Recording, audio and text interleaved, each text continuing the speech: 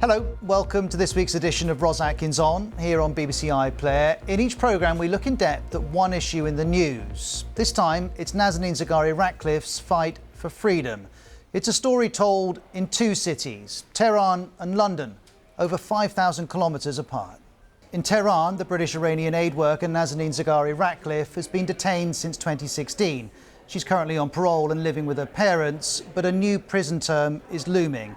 In London, Nazanin's husband Richard began a hunger strike in October, and camped outside the Foreign Office, he made these demands. Nazanin is held over some debt, some money that the British government owes the Iranians. She's not going to come home until that gets paid, so that needs to be sorted. They also need to be a lot tougher with Iran on using innocent people as hostages. We'll look at that debt. We'll look at Iran's actions too, which the US described this way. It's a tool of statecraft. It's part of Iran's foreign policy to take people hostage who are innocent and then trade them later for some objective that they think advances their own objectives. We'll assess the UK's actions too. Richard and Nazanin's local MP wants more done. He's been promised over and over again that the government's doing everything they can, but he hasn't seen any sort of comprehensive plan, any sort of strategy to get his wife home, and he's getting increasingly frustrated. The UK government says it's doing all it can. What's not disputed is the personal cost that's been paid since March 2016. That was when Nazanin Zaghari-Ratcliffe travelled to Iran. It was a holiday with her one-year-old daughter Gabriella to visit family. But as they went to leave, Nazanin was detained. Gabriella was placed with her grandparents. And weeks later, Richard Ratcliffe described what happened next. So I had no contact for a very long time. She was kept in solitary confinement, but after 45 days she was moved out of solitary confinement and she was allowed to call her family. Then Prime Minister Theresa May called the Iranian president to express concern at the detention of dual nationals. But Iran doesn't recognise dual nationals. It sees them as Iranians and no one else's business. There were no releases. And a month after that call, this was the BBC headline. Nazanin Zaghari-Ratcliffe had been jailed on secret charges, to the outrage of her husband. I sentence someone for 5 years and then not say what you sentenced them for. That is just crazy by any legal system, and it just, it's a punishment without a crime. No evidence had been presented, but Iranian state TV reported Nazanin had been jailed for spying. And a key figure in the UK's response to this was the then Foreign Secretary Boris Johnson, who said this at a parliamentary select committee in late 2017. When you look at what Nazanin Zaghari-Ratcliffe was doing, it's just, she was simply teaching people journalism, as I understand. But Nazanin wasn't teaching journalism. She was visiting her parents. A furore followed those comments, and days later, we heard from Mr. Johnson again. The UK government has no doubt that she was on holiday in Iran when she was arrested last year, and that was the sole purpose of her visit. Despite this clarification, Nazanin was summoned to a court hearing. Mr. Johnson's comments were cited as proof that she'd produced propaganda against the regime. Of course, they weren't proof, but Iran was increasing pressure on Nazanin. This was in November 2017. The next month, Boris Johnson went to Iran and met the president, and there were demands from the hosts, as my colleague James Robbins reported. The Iranians want Britain to repay a long-standing debt of around £400 million. A way to do that without breaching sanctions also looks closer. Both sides say these issues are not linked to prisoner releases. At this point, neither side made the debt central to Nazanin's case, and the debt wasn't paid, nor was she released. Though in early 2018, the Iranians insisted they were trying. We are doing our best, in fact, to talk to our judiciary, to use some of the provisions as humanitarian ground to help her. For the UK and Nazanin's family, though, their best was far from good enough. And a month after that interview, the situation was to shift again, thanks to Donald Trump. He took the US out of the 2015 nuclear deal signed by Iran, the UK and other world powers. The already fragile relationship between Iran and the West deteriorated, and dialogue on all subjects, including Nazanin, became harder. 2 months later, in the summer of 2018, we got a stark reminder of how global tensions have profoundly personal consequences. During a temporary release from prison, Nazanin and her daughter were reunited. 3 days later, they'd say goodbye again. And in late 2018, the Iranians were once more asked about the case.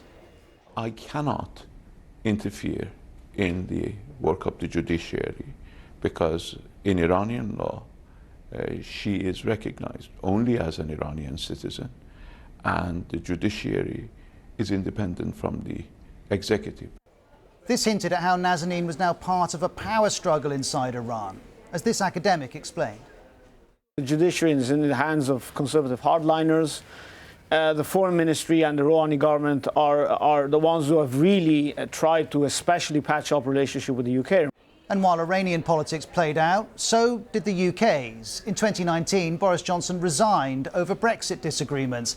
His replacement as Foreign Secretary was Jeremy Hunt. He adopted a new approach, giving Nazanin diplomatic protection, which made this a formal dispute between the countries. Richard Ratcliffe welcomed the move, but Nazanin was not released. And later that year, the family faced another devastating moment. Their daughter, Gabriella, moved back to the UK to go to school. As you can see, she attended a press conference with her dad. And as she returned, Nazanin wrote an open letter that was smuggled out of prison. "I have no hope or motivation after my baby goes," she wrote. "There is no measure to my pain."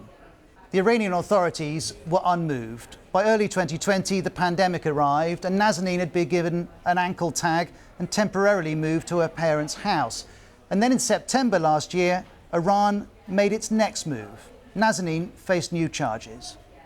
No details or evidence were offered, but the consequence was clear. And sure enough, another sentence was imposed, to the anger of the British government. Iran is the one responsible for putting Mrs. Zaghari-Ratcliffe through this cruel and inhumane ordeal over the last 5 years, and it remains on them to release her. And the UK was explicit about how it saw this. By now, the Foreign Secretary was Dominic Raab. Is she being held a hostage? Look, I think it's very difficult to argue against that characterisation. Later on that day, there was another significant moment. As if to confirm that she is indeed a hostage, state-run television in Iran this afternoon reported that she would be freed if the UK paid that £400 million debt. And the money Iran wants dates back to the 1970s, when the Shah of Iran ordered British tanks, but was then overthrown, and many of the tanks weren't delivered. An international court ruled in 2009 that the UK owes £400 million. More recently, the UK had raised expectations that it would pay.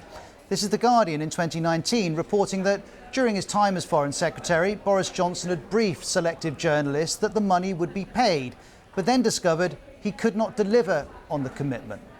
Now, certainly sanctions do make paying Iran harder, but the US settled a similar debt in 2016, and the UK government, currently led by Boris Johnson, resists connecting Nazanin and the money. The incarceration of British dual nationals, including Nazanin Zaghari-Ratcliffe and others, is a completely separate issue.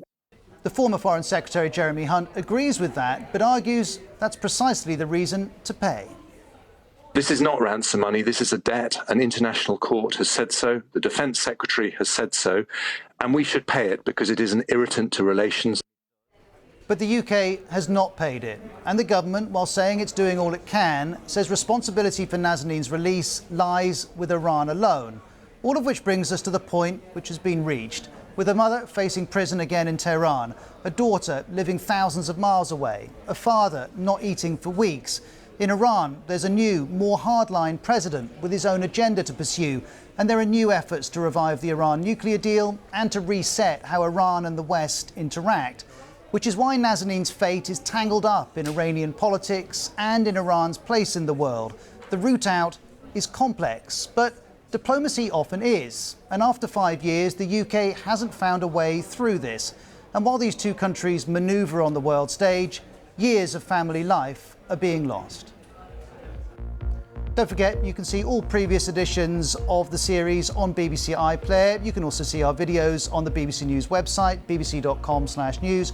Or if you prefer to listen, you can subscribe to the series on BBC Sounds. You can download the app onto your smartphone. Wherever you're looking for it, if you search for Ros Atkins On, you'll easily find the series. That is it for this week. Thank you very much indeed for watching. I'll see you next week. All the best.